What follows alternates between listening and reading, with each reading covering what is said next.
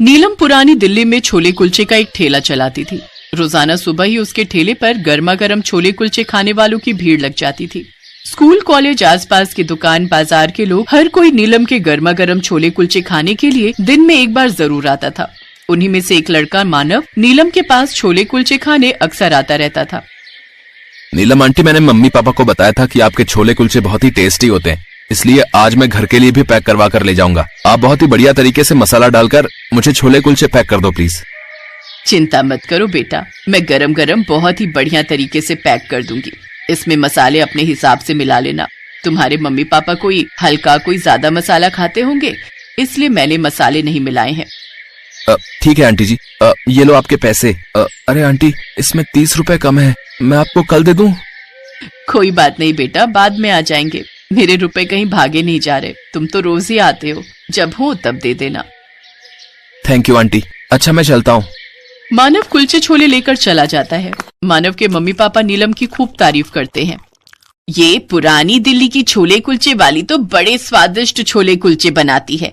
बहुत ही साफ सुथरे, अच्छे से मसाले, मक्खन सब डाला हुआ, बहुत बढ़िया कुलचे भी। देखो कितने मुलायम है। हाँ मानव की मम्मी, ये बहुत ही स्वादिष्ट बने हुए हैं। मानव बेटा, मैं सोच रहा हूँ तुम्हारा जन्मदिन आने वाला है, क्यों ना हम एक स्टॉल नीलम का भी तुम्हारे जन्मदिन की पार्टी में रखवा लें। उसकी भी थोड़ी कमाई हो जाएगी और बर्थडे पर मेहमानों के बीच तारीफ भी रहेगी कि हमने पुरानी दिल्ली के छोले कुलचे का ठेला लगवाया है। ठीक है पापा, मैं कल ही नीलम आंटी से इस बारे में बात कर लेता हूँ, फिर वो आपसे मिल लेंगी। आप उन्हें अपने हिसाब से समझा देना। अगले दिन मानव स्कूल से अपने दोस्त के साथ नीलम के पास यही बात कहने जा रहा था, पर जैसे ही वो नीलम के ठेले के पास पहुंचा, अचानक एक गाड़ी वहां आकर रुकी। उसमें से दो बदमाश बाहर निकले और मानव को पकड़कर गाड़ी में बिठाने लगे। मानव का दोस्त वहीं दीवार के पीछे छुप जाता है। नीलम चिल्लाकर वहां पहुंची, छोड़ उसे, छोड़ उसे।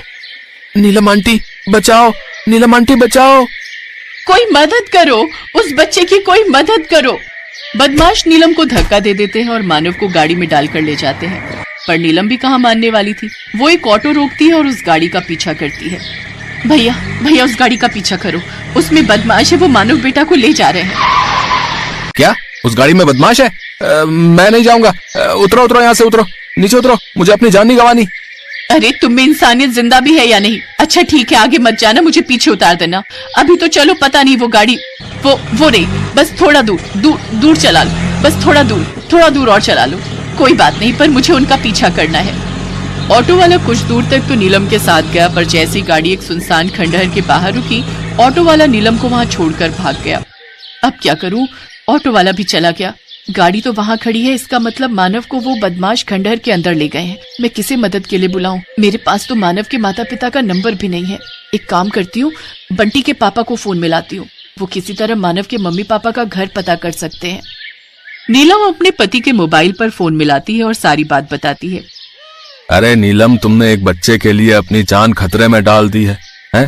न जाने तुम कहाँ हो। मैं मानव नाम के उस लड़के के माता पिता को कहाँ ढूंढूंगा, बताओ। अच्छा ठीक है, मैं तुम्हारे ठेले के आसपास जाता हूँ, वहाँ शायद कुछ पता चल जाए।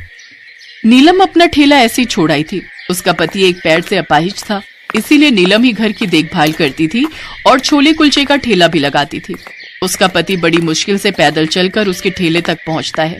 तभी एक दुकानदार मानव के घर के बारे में बता देता है। वो लड़का, हाँ, उसे हम अच्छे से जानते हैं। उसके पापा कभी कभी हमारी दुकान से मिठाई खरीद कर ले जाते हैं। बीच में उनकी बहन की शादी थी तो हमारे से ऑर्डर पर उन्होंने मिठाई बनवाई थी। मेरे पास उनका नंबर जरूर होना चाहिए। बेचारों का बच्चा मुसीबत में है, भाई किसी की सहायता हो जाएगी। रुको मैं मिलाता हूँ, नंबर है। आदमी फोन नंबर मिलाता है और सारी बात मानव के पापा को पता चलती है। वो तुरंत ही पुलिस को लेकर बाजार में पहुंचते हैं।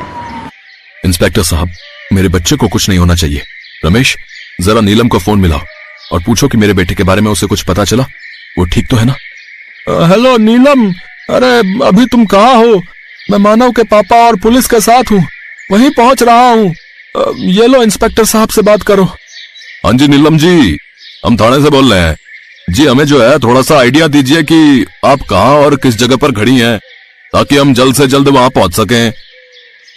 इंस्पेक्टर साहब, इस जगह एक पुरानी सी कोठी है, पीले रंग की दीवारें हैं उसकी। गोलाकार कोठी है, ठीक है, जिसमें बांस की खिड़कियां लगी हुई हैं। हाँ हाँ, वहाँ एक खंडहर है। बदमाशों ने मानव को अंदर रस्सियों से बांध रखा है। इंस्पेक्टर अभी नीलम से बात कर ही रहा था कि तभी मानव के पापा के फोन पर एक अनजान कॉल आता है। किशन जी, आप बदमाशों को फोन में उलझाकर रखिए। मुझे पता चल गया है कि वो लोग कहाँ मानव को लेकर गए हैं। चिंता मत कीजिए, हम जल्दी ही बदमाशों को पकड़ लेंगे। इंस्पेक्टर के कहने पर मानव के पापा बदमाशों को बातों में उलझाए रखते हैं। तेरा बाप आ रहा है, समझा? पूरे 50 लाख रुपए मांगे हैं हमने तेरे बाप से। अंकल मुझे छोड़ दो, मुझे जाने दो। हे भगवान, मानव बेटे की रक्षा करो। तभी पुलिस और मानव के पापा रमेश के साथ वहां पहुंच जाते हैं। पुलिस खंडहर को चारों ओर से घेर लेती है और बदमाश पकड़े जाते हैं। मानव सेफ था। पापा, आप यहाँ कैसे आए? ये बदमाश मुझे यहाँ पकड़ कर ले आए थे। रेवलदार, रे पकड़ लो इन सब बदमाशों को। नीलम आंटी, आप? मानव बेटा, नीलम की वजह से ही आज तुम्हारी जान बची है। नीलम ने ही रमेश को फोन करके हमारे तक बात पहुंचाई। नीलम, तुमने जो आज हमारे बेटे के लिए किया है उसका एहसान मैं कैसे चुकाऊं? साहब, मानव बेटा को मैं कुछ कैसे होने दे सकती थी? ये बहुत प्यारा बच्चा है, मेरी बहुत इज्जत करता है। मानव ठीक है, मुझे इस बात की बहुत खुशी है। Thank you aunty, thank you so much. Police बदमाशों को पकड़ कर ले जाती है। नीलम और रमेश भी मानव के पापा के साथ उनके घर पहुंचते हैं। नीलम, रमेश, तुम दोनों ने जो मेरे बच्चे के लिए किया है उसके बाद मैं तुम्हारी बहुत शुक्रगुजार हूँ। मेरे घर का चिराग, मेरा बच्चा सही सलामत घर आ गया। शकुंतला, इन लोगों के लिए कुछ खाने पीने का इंतजाम करो। बेचारे सुबह से भूखे प्यासे हमारे बच्चे के लिए इधर उधर भाग रहे हैं। मानव के माता पिता बहुत खुश थे कि उनका बच्चा सही सलामत घर आ गया। इसके बाद नीलम और रमेश घर आ जाते हैं। कुछ दिन बाद मानव का जन्मदिन था। मानव के पापा नीलम को अपने घर छोले कुलचे का स्टॉल लगाने के लिए कहते हैं। पता है फ्रेंड्स, नीलम आंटी के कुलचे छोले बहुत मशहूर हैं। पापा ने बोला है पुरानी दिल्ली में अब नीलम आंटी के छोले कुलचे की खुद की दुकान होगी। पता है नीलम आंटी, पापा ने मुझे कल ही बता दिया था। दुकान? हाँ नीलम, तुमने हमारे लिए बिना किसी स्वार्थ के इतना कुछ किया तो मैं इतना तो तुम्हारे लिए कर ही सकता हूँ ना। मैंने देखा है रमेश की तबीयत खराब रहती है, इसीलिए तुम्हारी अपनी दुकान होगी तो तुम्हारी अच्छी कमाई हो जाएगी और रमेश भी दुकान पर आराम से तुम्हारे साथ बैठ सकता है। मानव बेटा, चलो सब मिलकर केक काटते हैं। आओ आंटी, आप भी चलो। बंटी, तुम भी चलो, हम सब मिलकर केक काटेंगे। कुछ दिनों बाद मानव के पापा नीलम को पुरानी दिल्ली में ही एक दुकान दिलवा देते हैं। अब नीलम की खुद की कुलचे छोले की दुकान थी, जहां रमेश भी उसके साथ बैठता था। नीलम ने निस्वार्थ भावना से किसी की मदद की और ईश्वर ने उसकी मदद की। नीलम की पुरानी दिल्ली में छोले कुलचे की खुद की दुकान बन गई। जब सबको नीलम की बहादुरी के बारे में पता चला तो सब उसकी दुकान पर छोले कुलचे खाने के लिए आने लगे और धीरे धीरे उसके छोले कुलचे पूरे शहर में फेमस हो गए।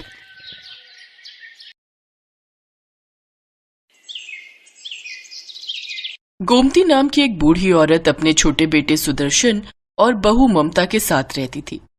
गोमती का बड़ा बेटा और बहू एक सड़क हादसे में इस दुनिया से चले गए। उस समय पोती खुशी गोमती के पास घर पर थी। अब इस दुनिया में गोमती की पोती खुशी का अपनी दादी के सिवा कोई नहीं था, क्योंकि खुशी के चाचा चाची स्वभाव के बहुत खराब थे।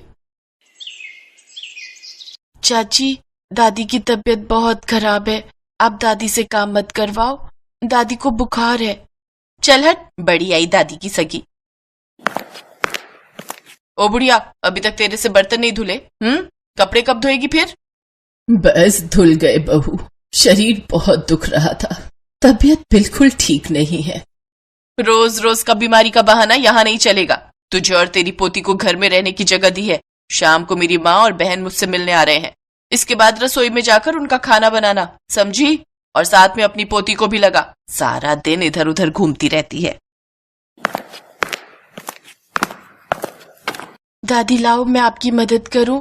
आपकी तबीयत ठीक नहीं है। दादी, चाची बहुत बुरी है। चाची आपको कितना तंग करती है, आपसे कितना काम करवाती है। मेरी बच्ची, तू इतने छोटे छोटे हाथों से कैसे काम करेगी? रहने दे बिटिया, मैं कर लूंगी। गोमती और खुशी की आंखों में आंसू आ जाते हैं। खुशी जानती थी कि उसकी दादी की तबीयत बहुत खराब है, पर वो छोटी बच्ची क्या कर सकती थी। शाम के समय ममता की माँ और बहन रहने आ जाती है। ममता के बच्चों के लिए वो खिलौने और खाने पीने की चीजें लाई थी। खुशी बच्चों को खिलौनों के साथ खेलता देख लेती है और वो उनके पास जाती है। तभी ममता की बेटी महिमा के हाथ से गुड़िया टूट जाती है और वो खुशी पर दोष लगाने लगती है। नानी देखो ना, मौसी देखो ना, खुशी ने मेरी गुड़िया तोड़ दी। ममता, ये लड़की तो बड़ी शैतान है। खुद तो माँ बाप परलोक सिधार गए और छाती पर मूंग दलने के लिए इसे यहाँ छोड़ दिया। बताओ जरा, इतनी महंगी गुड़िया लाई थी मैं महिमा के लिए और इस लड़की ने पल भर में तोड़ दी। हाँ दीदी, ये तो बहुत गलत बात है। तुम इसे सबक क्यों नहीं सिखाती हो कि आज के बाद ये ऐसा कुछ ना करे? देखती जाओ, मैं इसे अभी सीधा करती हूँ। बिट्टू, जरा सामने से डंडा तो लाना। ममता डंडे से खुशी की पिटाई करने लगती है। खुशी बचाओ बचाओ चिल्लाने लगती है। ममता बहू, रहने दे, बेचारी मासूम बच्ची है, इसे मत मार। ममता, ममता, मैं तेरे आगे भीख मांगती हूँ, इसे छोड़ दे। सुदर्शन बेटा, अच्छा हुआ तू आ गया। ममता को बोल खुशी को ना पीटे, इस बेचारी का इस दुनिया में कोई नहीं, उसके साथ ऐसा सलूक मत करो। माँ, तुम बीच में मत आया करो, बच्चों को सबक सिखाना जरूरी होता है। ममता उसे किसी वजह से ही पीट रही है और मैं अभी अभी थका हुआ आया हूँ, मुझे इन सब बातों में मत घसीटो। मुझे तो अपने ऊपर शर्म आती है कि मैंने तुझ जैसी औलाद को जन्म दिया। तू अपने भाई की बच्ची के साथ इतना बुरा सलूक होते हुए देखता रहता है। भगवान के घर देर है अंधेर नहीं, मत करो पाप। ममता का गुस्सा खुशी को पीटने के बाद ही ठंडा होता है।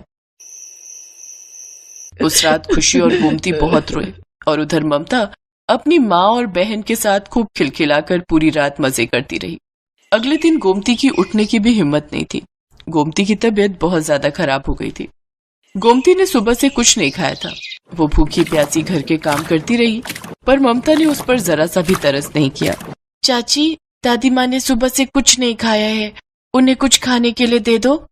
तो मैं क्या करूं? हम सब घूमने जा रहे हैं, घर में कुछ नहीं है खाने को। रसोई को मैं ताला लगा कर जा रही हूँ। भूखे मरो या कहीं चले जाओ, पर मेरा दिमाग मत खाओ। चलो माँ, चलो बरखा, बच्चों जल्दी जल्दी चलो, तुम्हारे पापा गाड़ी स्टार्ट कर रहे हैं। सब लोग घूमने के लिए चले जाते हैं। ममता रसोई को ताला लगा जाती है। घर में खाने के लिए कुछ भी नहीं था। गोमती की तबीयत और खराब होती जा रही थी। खुशी गोमती को बिना बताए बाजार में कुछ खाने का लेने के लिए निकलती है। वो बाजार में सबसे मदद मांगती है। भैया, मुझे कुछ खाने के लिए दे दो, मेरी दादी ने सुबह से कुछ नहीं खाया है, वो भूखी है। पैसे हैं तेरे पास? अगर पैसे हैं तो ले जा। नहीं भैया, मेरे पास पैसे नहीं है। तो मेरा दिमाग मत खाओ, जाओ यहाँ से जाओ। अब क्या करूं? दादी के लिए खाना कहाँ से लाऊं? तभी खुशी की नजर एक मंदिर पर पड़ती है जहाँ एक पंडाल लगा था। वहाँ एक औरत कुल्हड़ खिचड़ी का प्रसाद बांट रही थी। खुशी उसके पास जाती है। क्या हुआ बिटिया, प्रसाद चाहिए? पर आंटी, मेरे पास पैसे नहीं है, आप तो इसके बदले में मेरे से पैसे मांगोगे ना? नहीं बिटिया, भगवान के मंदिर में जो प्रसाद बांटा जाता है उसके पैसे नहीं होते, ये तो मुफ्त में मिलता है। मुझे किसी ने भी बिना पैसों के खाना नहीं दिया। मेरी दादी ने सुबह से कुछ भी नहीं खाया है। आंटी, वो सुबह से भूखी हैं, उनकी तबीयत भी बहुत खराब है। चाचा चाची सब घूमने चले गए। खुशी के आंसू देखकर वो औरत जिसका नाम मालिनी था वो भी भावुक हो जाती है। मालिनी एक ऐसी संस्था चलाती थी जिसमें औरतों को रोजगार मिल सके।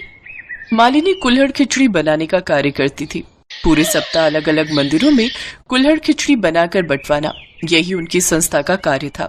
ये काम मालिनी पिछले 5 वर्षों से करती आ रही थी। अब मालिनी का परिवार भी इसमें सहयोग देता था। मालिनी पैसे वाली होने के साथ साथ दयालु स्वभाव की थी। ईश्वर के प्रति अटूट आस्था के कारण मालिनी ने लोगों की सेवा के लिए ये समाज सेवा का कार्य प्रारंभ किया। मालिनी खुशी के साथ उसके घर पहुंचती है। गोमती की हालत बहुत ही नाजुक थी। मालिनी गोमती को हॉस्पिटल में एडमिट करवाती है। गोमती की तबीयत में सुधार आ जाता है। आपका बहुत बहुत शुक्रिया बिटिया, आपने मेरे लिए जो किया।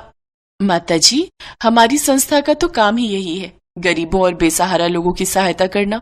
अब आप परेशान मत होइए, आप भी हमारी संस्था का ही हिस्सा है। अब आपको अपने उस नालायक बेटे और बहू के पास रहने की कोई जरूरत नहीं है। हमारी संस्था की तरफ से आपको रहने की जगह और काम दोनों मिलेंगे। हमारी संस्था कुल्हड़ खिचड़ी बनाकर मंदिरों में बांटने का काम करती है, जिसमें आपका भी सहयोग रहेगा। बहुत बहुत शुक्रिया मालिनी जी, आप तो हम दादी पोती के लिए ईश्वर का कोई रूप बनकर आए हो। सचमुच कभी कभी पराये भी अपनों से बढ़कर हो जाते हैं। गोमती अपने बेटा बहू का घर छोड़ देती है। अब वो मालिनी के साथ समाज सेवा का काम करती थी। कुल्हड़ खिचड़ी बनाने में गोमती अपना पूरा सहयोग देती थी। गोमती देखती है बहुत सी बेसहारा महिलाएं इस कार्य में मालिनी को सहयोग देती हैं। मालिनी एक अच्छे स्कूल में खुशी का एडमिशन भी करवा देती है। गोमती को इस बात की तसल्ली थी कि उसने खुशी के बर्बाद होते हुए जीवन को बचा लिया था और ये सब भगवान की कृपा से ही